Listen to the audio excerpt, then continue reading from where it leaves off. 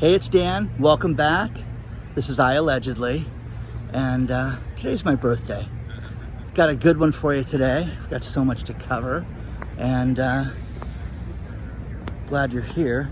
I am in Newport Beach, right outside the dory, right in front of the pier, and there's a tremendous amount of stuff to cover in the world news, the national news, business, just tons of stuff that's just been breaking.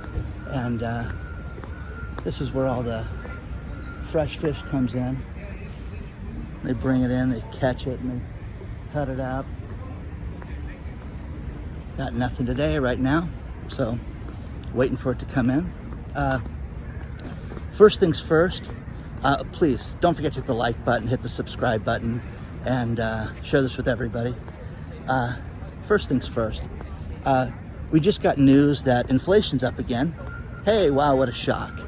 And also, Wells Fargo Bank is issuing a warning right now. And Wells Fargo Bank is issuing a warning about the stock market, which is preposterous because the stock market, if you guys haven't figured out how fake this is, then you're never going to figure it out, because from a guy who is old enough to remember Desert Shield, normally when you have something like a war, it would absolutely destroy a stock market. Now, for it to go down and then come back up and end up hundreds of points higher is absolutely ridiculous in the same day. So if you don't think that this is manipulated, you are absolutely, truly kidding yourself, to say the least. So as I walk out in the pier, you guys can see it's just, tide's very low. I don't know why the surfers come out here, because there's really no waves. Unless you're learning to surf, this doesn't really seem like the spot to be. I'd go, a few miles up the beach to Huntington, where all the big waves are at. But, we're seeing absolute craziness with the stock market, to where it's like, hey, this war thing's forgotten. Now, one thing that I've told you guys is that the Fed was looking for a way to postpone raising rates. And Vladimir Putin did this for the Fed, without a doubt. And I kept saying there's going to be something that's going to make it so they won't have to raise rates. England has raised its rates. Brazil raised its rate. We talked about that earlier this week. 10.5% interest rates. Well, man up. That's where we should be at right now. I'd have more respect for us if we did that. But no, this is going to be the reason that's going to make it so that they don't have to raise rates. Now, oh, one other thing. I just hit 175,000 subscribers, and I am so grateful for you guys. It's going to be kind of a free-flowing video today. I want to thank each and every one of you. It's absolutely amazing. I am grateful that I get to do this. I am so happy to be here for you. One thing that I'm proudest about is that we have a worldwide audience, and the messages, the emails, the cards, the letters, which I'll get into a little later. I am so grateful for you guys that we have this, and that I just get people that literally write me from all over the place. And it's such an honor to do this for you guys, and I'm so grateful. So first thing, look at my notes, my little cheat sheet this morning. Oh yeah, jobless claims. They're celebrating themselves because the jobless claims were down 17,000 people from last week, and it's only 232,000 people. We've got 1.45 million people still on the unemployment claims list each week, and we're supposed to celebrate this. Now, in a perfect world, we have full employment.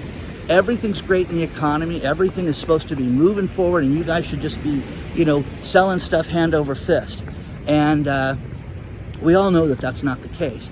Now, this war machine and everything that's happening right now is going to affect each and every one of us. You're kidding yourself if you wake up and look at the stock market and think that everything is okay, because it is absolutely not. Now, speaking of the stock market, have you guys ever heard of Rico, the Racketeering Influencers Corruption Act? Anyways, this was designed to fight things like organized crime. It was designed to fight things like shakedowns and different organized efforts to do criminality. They want to charge the short sellers for with Rico violations. The Department of Justice is investigating this. Haven't made a decision yet, but they're doing this. Now, think about this. You've got some kid sitting in his mom's basement, okay, that is sitting there and investing in stocks, and you know, they're going to charge this guy with a potential Rico violation. And that is insane, guys. This is not a criminal act, guys. The fact that these kids came up with this, and basically, I don't know, if you're under 30 right now, I think you're a kid, as far as I'm concerned. Happy birthday. But my point is that to charge these kids with Rico violations is insane. Now think about this. Does that make Bill Ackman, the guy that does short selling all the time, does that make him a criminal? I think about it. I think he's brilliant. I think anybody that can sit there and say, this company's fundamentals, Peloton's a joke, and I'm going to bet against it. Why can't you do that? What's wrong with that? That's now criminal to do that? So one thing I did a little history research for you guys. Have they ever charged anybody for racketeering before? Okay. Now, here's a name from the past, Michael Milken. Michael Milken was charged with racketeering originally. He is the junk bond king. Growing up here in California, very influential guy here in California, where Michael Milken developed a bond that was basically backed by your good looks.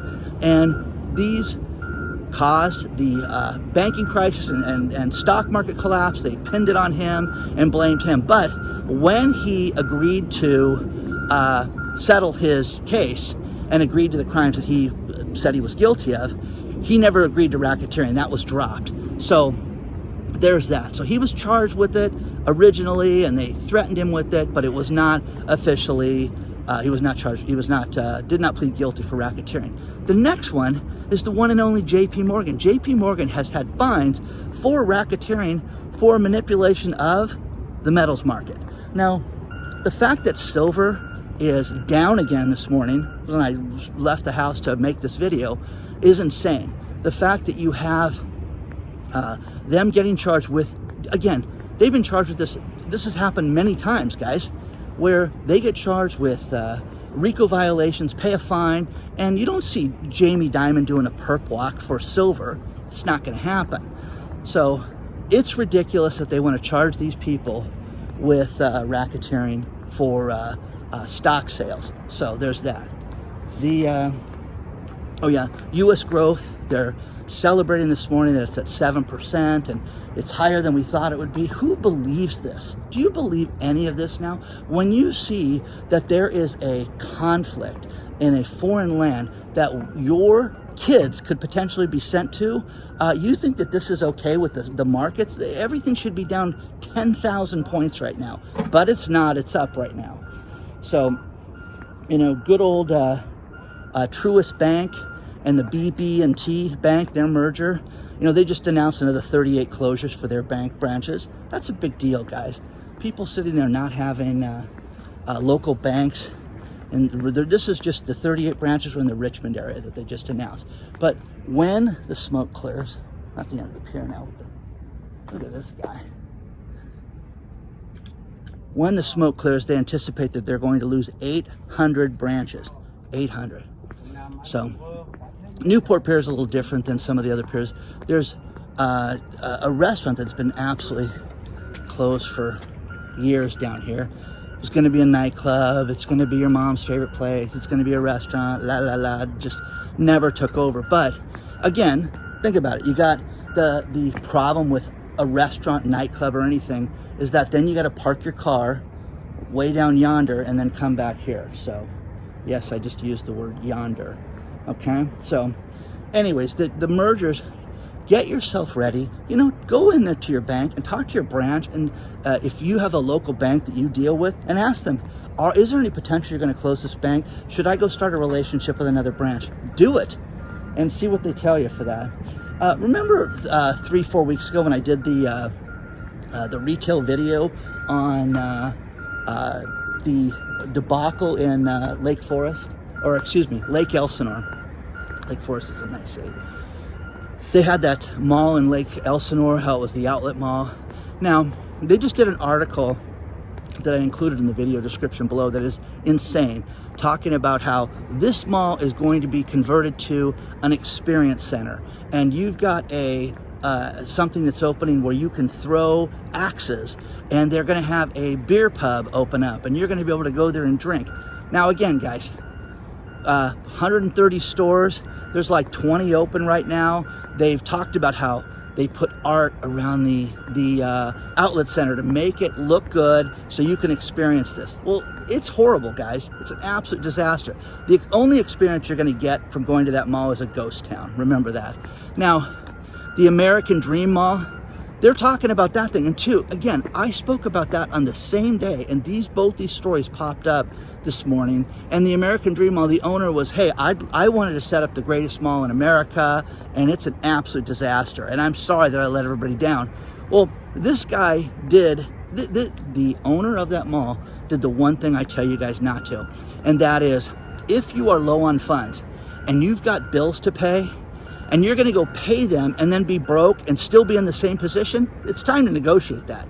Because now they just made their bond payments last month and they have nothing. They've got bankruptcy now and they have no money. They had $91 or $900, something like that, in the bank account after they made this $1 million+ bond payment. So insane.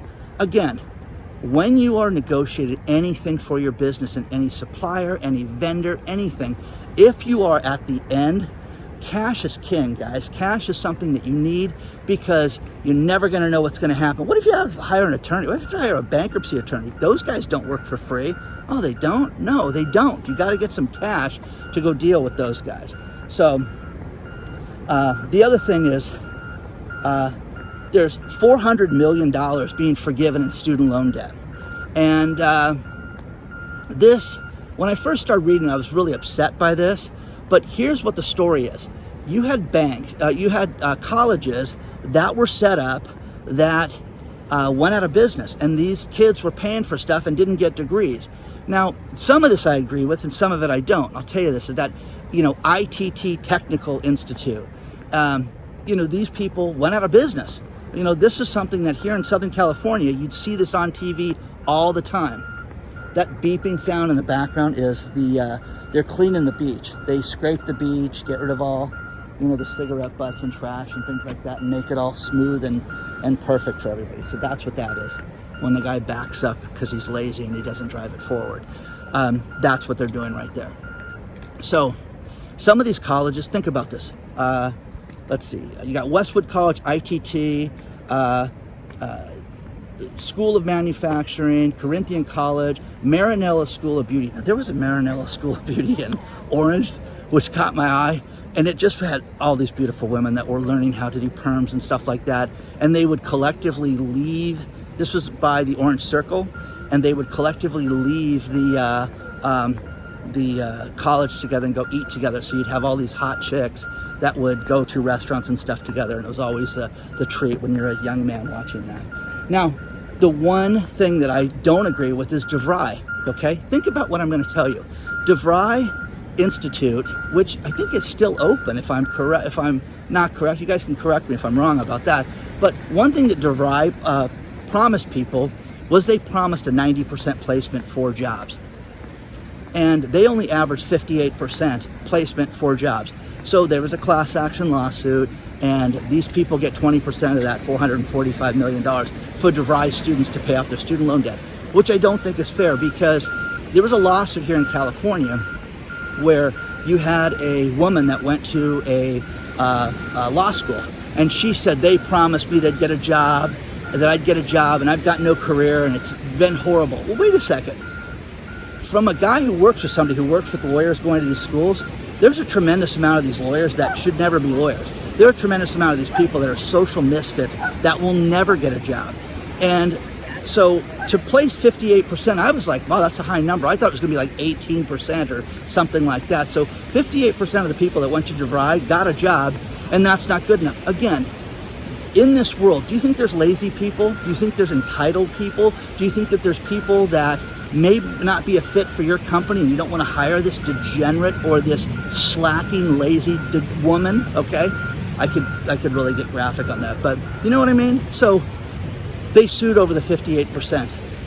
And they won, and your tax dollars are going to be at work to give the people at Devry a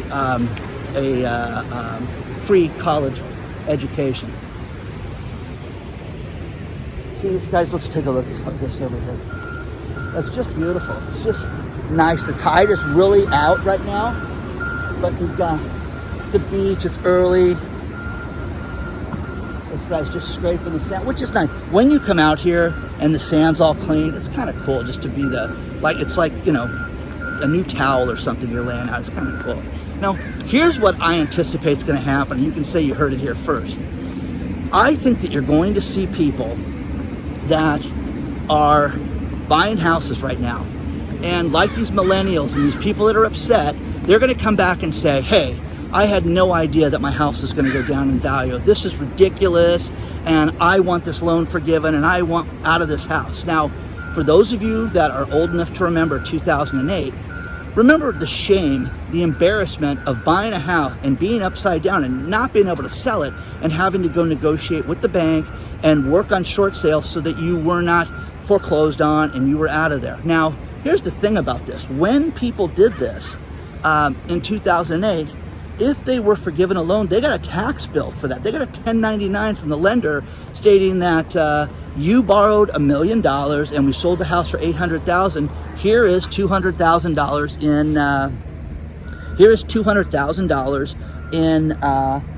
in potential income that you have, which is preposterous that they borrowed money and they had to pay taxes on it. But I knew people that had to deal with that. But now I guarantee you, you're going to see people that are going to say that this is unfair, because that's the world that we live in, is that, you know, oh my gosh, I had no idea when I bought this house it could go down in value. Sorry about the camera shift there. You know, oil is over $100 a barrel again, which means that your gas prices are going to go up. The one thing that Vladimir has done for all of us is you're going to see $7 to $10 a gallon gas in short order. I don't care if you live in rural, anywhere. You're going to see gas prices absolutely go through the roof right now as a result of this. And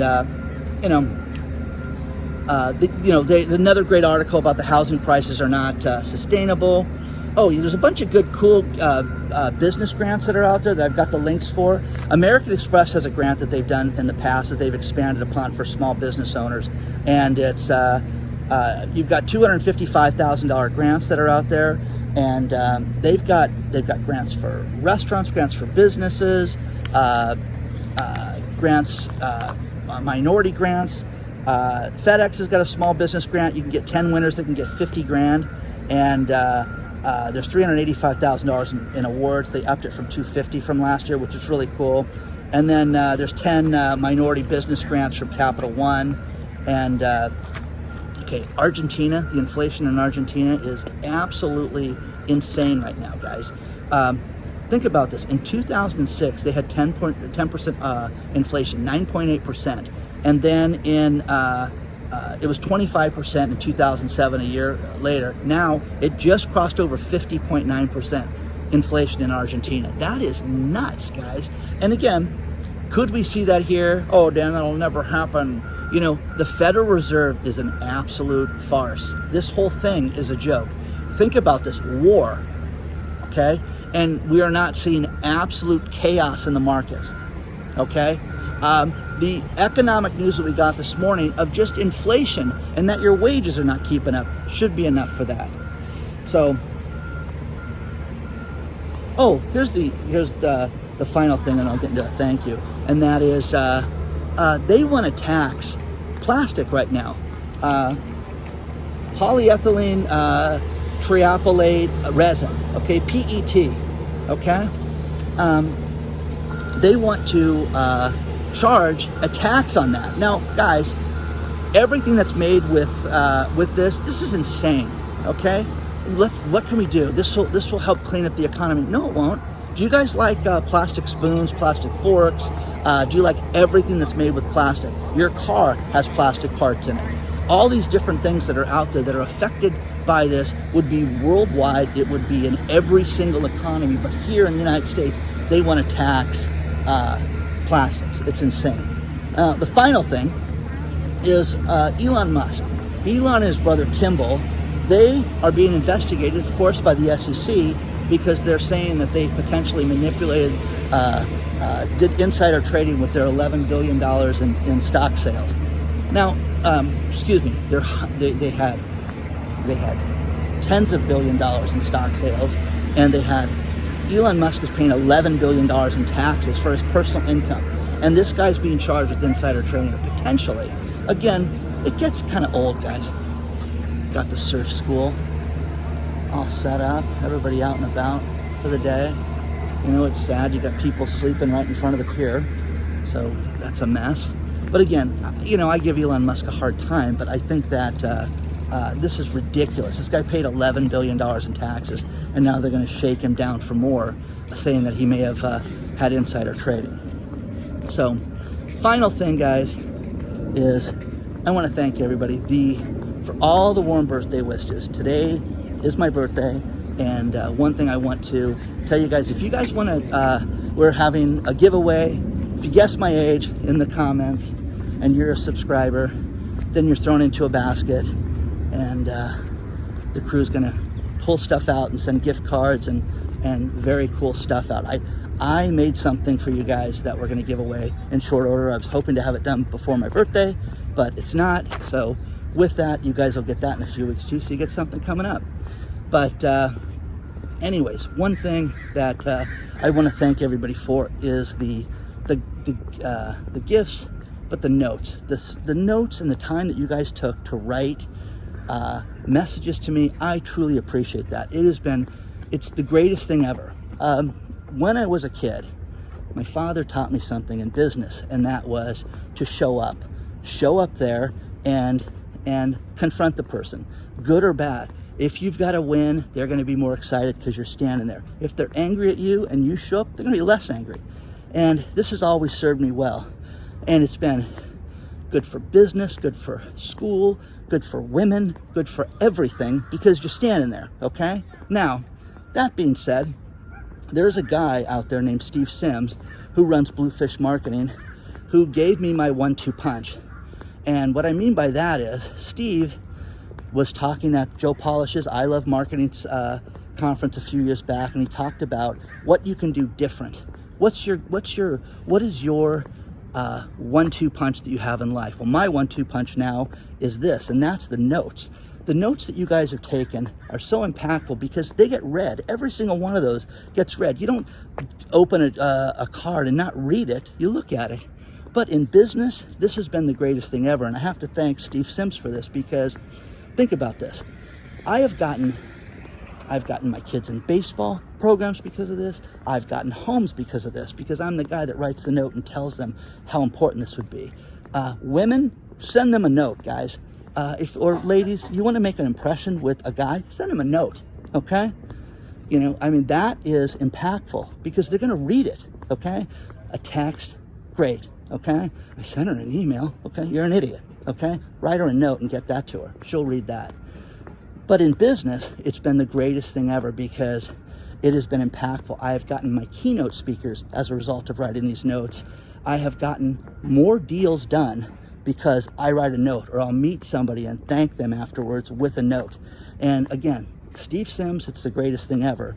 That he taught me this, and Bluefish Marketing, the guy's a genius, and someday I'll have him on the show.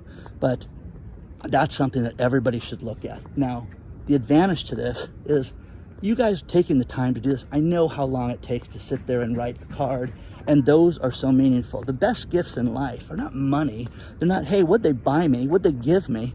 It's that. It's being able to sit there and feel that, and to know that this channel has impacted people, to know that it has made a difference in your life, and that you guys schedule this, and that you guys are here watching this means everything to me. It is the greatest thing ever. So, from the bottom of my heart, I truly appreciate you guys. What else? So needless to say, thank you guys for everything. If you want to participate in the birthday game, tell me my age, okay? And you will be added to the list. And again, gift cards and different things like that. Share your thoughts and all this stuff. Please Thank you for being here. Don't forget to hit the like button, hit the subscribe button, share this with everybody, and onward and upward, guys. I will see you guys very soon.